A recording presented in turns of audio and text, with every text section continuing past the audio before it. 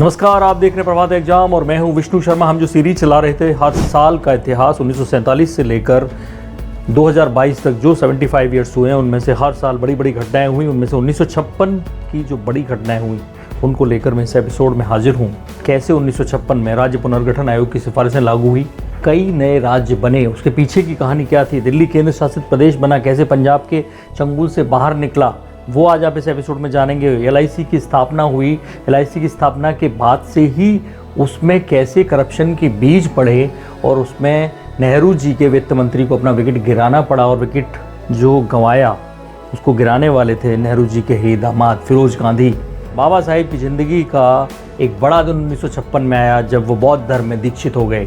ऐसी कई सारी घटनाएं इसमें हुई हैं, तो इसमें आप जानेंगे। अशोका होटल, शुरुआत करते हैं अशोका होटल से। अशोका होटल एक तरह से केंद्र सरकार का पहला 5 सितारा होटल दिल्ली में बनकर तैयार हुआ 1956 में। और उससे जुड़ी एक बड़ी दिलचस्प जानकारी हमने आपको पहले के एपिसोड में बताई थी, मैं फिर बता देता हूँ।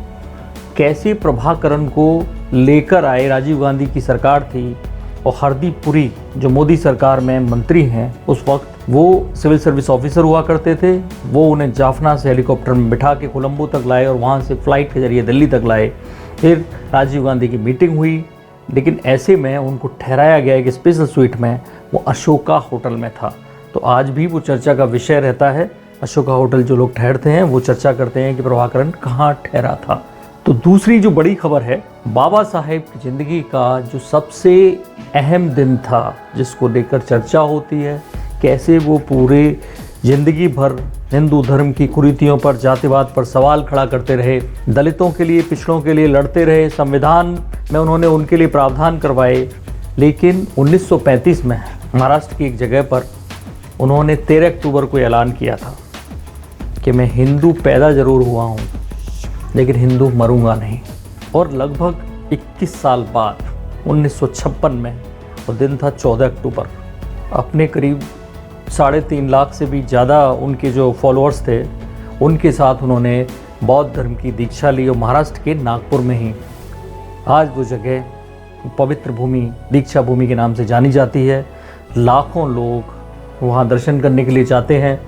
इसकी बाकी जानकारी आपको तमाम मिल जाएगी गूगल पर कि किसने उन्हें ये दीक्षा दिलवाई, वो कौन से बौद्ध भिक्षु थे, कौन कौन सी उन्होंने प्रतिज्ञाएं ली, बहुत सारी बातें आपको जानकारी मिलेंगी। क्योंकि लेकिन एपिसोड को हम शॉर्ट रखना चाहते हैं, इसलिए हम दूसरी खबर की तरफ, दूसरी बड़ी घटना की तरफ बढ़ते हैं। 1956 की एक बड़ी घटना थी राज्य पुनर्गठन आयोग की सिफारिशों को लागू करना।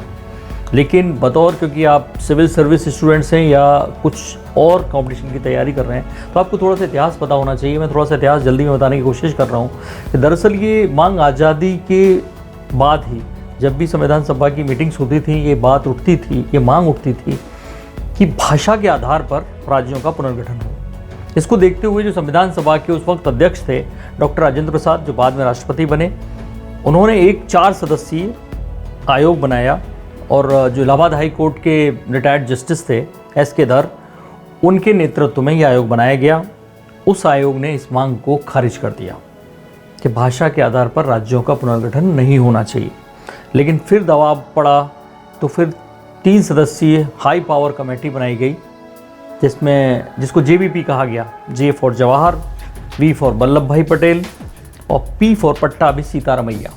पट्टाभी सीतारमैया उस वक्त कांग्रेस के अध्यक्ष थे।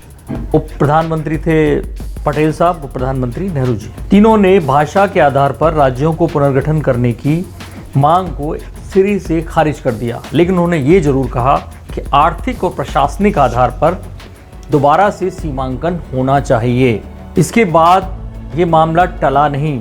जैसे ही जेबीपी समिति की सिफारिशें बाहर आईं, इसको लेकर हंगामा शुरू हो गया। आंध्र प्रदेश में आंदोलन बाकायदा शुरू हो गया। पोट्टी श्रीरामुलु धरने पर बैठ गए, आमरण अनशन करना शुरू कर दिया उन्होंने। आमरण अनशन के बाद 56वें दिन उनकी मौत हो गई। उसके बाद दंगे भड़क गए, सरकार दबाव में आई और सरकार को भाषा के आधार पर अलग से एक आंध्र प्रदेश राज्य का ऐलान करना पड़ा। लेकिन 1953 में जब ये सब हुआ तो बाकी जगह भी ये आग फैलने लगी कि भाषा के आधार पर राज्य बनाए जाएं। तो फिर एक 3 सदस्यीय आयोग सरकार ने फिर से बनाया। पडिक्कर, फजल अली और कुंजरू, हृदयनाथ कुंजरू, इन तीनों की सिफारिशों को 1956 में लागू किया गया। इस आयोग ने बताया कि कौन कौन से राज्य बनाए जा सकते हैं। तो राजस्थान, केरल और पश्चिम बंगाल का भी जो पुनर्गठन हुआ, जो नए उसमें इलाके जोड़े गए, इसके अलावा मध्य प्रदेश। तो इस तरह से कई नए राज्य अस्तित्व में आए और भाषा के आधार पर जो मांग की जा रही थी वो लोगों की पूरी हुई। लेकिन उसके बाद भी ये लगातार अलग अलग हिस्सों में ये आग फैलती रही और बाद में 1960 में जो बॉम्बे स्टेट की बात थी, वहाँ गुजराती और मराठी वहाँ आमने सामने आ गए और फाइनली महाराष्ट्र और गुजरात का जन्म हुआ। इस तरह से 1 नवंबर की जो डेट है, उसके बाद कई राज्य और 1 नवंबर को ही अस्तित्व में आए। तो 1 नवंबर को करीब 7 राज्य अपना स्थापना दिवस मनाते हैं और आप ये जानते ही होंगे। 1956 का महत्व दिल्ली के इतिहास में भी काफ़ी है। दरअसल 1956 में ही एक्ट बनाकर पहली बार केंद्र शासित प्रदेश बना दिया गया था दिल्ली को। उससे पहले दिल्ली 26 जनवरी 1950 से पार्ट सी स्टेट के तौर पे काम कर रही थी। 1912 में जब देश की राजधानी वो बनी, तब भी एक तरह से वो पंजाब के अंडर में काम कर रही थी। एक चीफ कोर्ट 1865 में बनाया गया था। वो चीफ कोर्ट दिल्ली और पंजाब को एक साथ देखता था और पंजाब में था। बाद में उसे बढ़ाकर हाई कोर्ट कर दिया गया और उसको शिमला भेज दिया गया और उसकी जो एक बेंच थी वो दिल्ली में काम करती रही। तो एक तरह से आज़ादी के बाद भी, संविधान लागू होने के बाद भी और यहाँ तक कि 1956 में केंद्र शासित प्रदेश बन गया दिल्ली, उसके बावजूद वो कई मामलों में पंजाब से ही आदेश लेता रहा। अब कौन कौन से वो मामले थे?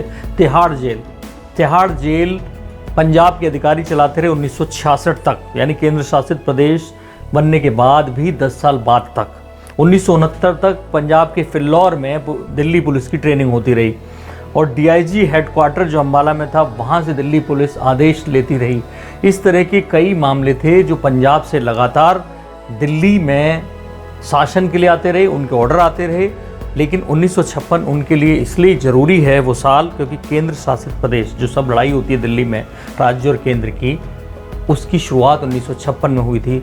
एक्ट लाकर बाकायदा दिल्ली को केंद्र शासित प्रदेश बना दिया गया था। 1956 2 और बड़ी घटनाओं के लिए जाना जाता है, जिनमें एक है एम्स की स्थापना दिल्ली में हुई और दूसरा LIC का एक बड़ा स्कैम, जो भारत का पहला कॉरपोरेट स्कैम कहा जाता है। उसकी नींव एक तरह से 1956 में LIC के राष्ट्रीयकरण के साथ रख दी गई थी। तो एम्स की बात कर लेते हैं। एम्स की स्थापना में बड़ी भूमिका रही भारत की पहली स्वास्थ्य मंत्री राजकुमारी अमृत कौर की। राजकुमारी अमृत कौर 1947 में उन्हें time person of the year चुना गया था। बड़ी बात थी। बावजूद इसके पंडित नेहरू हंसा मेहता को अपनी कैबिनेट में लेना चाहते थे, उन्हें नहीं। गांधी जी के दबाव में उन्हें कैबिनेट में रखा गया, ऐसा कहा जाता है। और उसके बाद, क्योंकि 1946 में एक सर्वे आया था कि भारत को एक बहुत बड़े उच्च स्तरीय चिकित्सा संस्थान की ज़रूरत है, तो उसके बाद राजकुमारी अमृत कौर ने वो कमान संभाली जब वो कैबिनेट में आई कि मुझे एक बहुत बड़ा हॉस्पिटल खोलना है। और 1956 में एम्स की नींव एक तरह से रखी गई, स्थापना की गई। उन्होंने जो संसद में प्रस्ताव पारित कराया उसको लिख के नहीं लाई थी, वो ऐसे ही बोलती रहीं, दिल से बोलती रहीं। पैसे की कमी हुई, कहा जाता है कोलकाता में स्थापित करने का प्लान था, लेकिन दिल्ली में उनकी वजह से है। और जब पैसे की कमी की बात आई तो वो न्यूजीलैंड सरकार से और कई सारे NGOs से, जो विदेशी फंडिंग करते हैं, दान देते हैं, उन लोगों से पैसा लाने में उनकी अहम भूमिका रही। तो राजकुमारी अमृत कौर को इसके लिए जाना जाता है। दूसरी जो बड़ी घटना थी, 1956 में LIC के राष्ट्रीयकरण के बाद तमाम सारे जो लोग थे जो घोटालों के जरिए पैसा कमाते थे, उनकी नज़र LIC पर आई और उन्होंने LIC को घेरे में लेना शुरू किया। हरिदास मुंडला एक व्यापारी था, बिजली का बल्ब बनाना शुरू किया था उसने अपनी घाटे में जाती कंपनियों के 6 कंपनियों को शेयर 1.25 करोड़ में LIC को किसी तरह बेचने में कामयाबी पाई, जबकि कंपनियां घाटे में जा रही थी। उसने अधिकारियों से कोई साठगांठ की और जब ये बात नेहरू जी के दामाद फिरोज गांधी के संज्ञान में आई तो उन्होंने इसको लेकर हंगामा करना शुरू किया। संसद में उन्होंने बात उठाई, काफ़ी शोर किया। 1956 से जो LIC का राष्ट्रीयकरण शुरू हुआ था वो मामला 1957 तक पहुंचा और फाइनली जो नेहरू जी के वित्त मंत्री थे TT कृष्णाचारी, उनको इस्तीफ़ा देना पड़ा था। इसलिए फिरोज गांधी की लोग आज भी बहुत इज्जत करते हैं कि भारत का पहला कॉरपोरेट स्कैम उनकी वजह से उजागर हुआ था। तो ये थी 1956 की तमाम बड़ी ऐतिहासिक और दिलचस्प घटनाएं। हमने कोशिश की है कि जो आमतौर पे आप पढ़ते हैं उसके अलावा भी कुछ जानकारी आपको मिले 1956 में क्या क्या हुआ था, और भी कुछ घटनाएं रही होंगी जो हमारे संज्ञान में नहीं होंगी, लेकिन हमने कोशिश की कि ज़्यादा से ज़्यादा और ज़्यादा से ज़्यादा दिलचस्प आपको बताया जाए। तो बाकी के हर साल के वीडियो आपको लगातार देखने हैं, तो बने रहिए, इंतज़ार करिए अगला वीडियो कब आएगा। और इस वीडियो को अगर आपको अच्छा लगा हो तो ज़्यादा से ज़्यादा दोस्तों से, मित्रों से, और आपको लगता हो कि किसी और को जो तैयारी कर रहा हो उसको बताने की ज़रूरत है, जो इतिहास में दिलचस्पी रखता हो उसको बताने की ज़रूरत है, तो उसको फॉरवर्ड करिए। बाकी मुझे दीजिए अभी इजाज़त, और देखते रहिए प्रभात एग्जाम। नमस्कार, बाय बाय।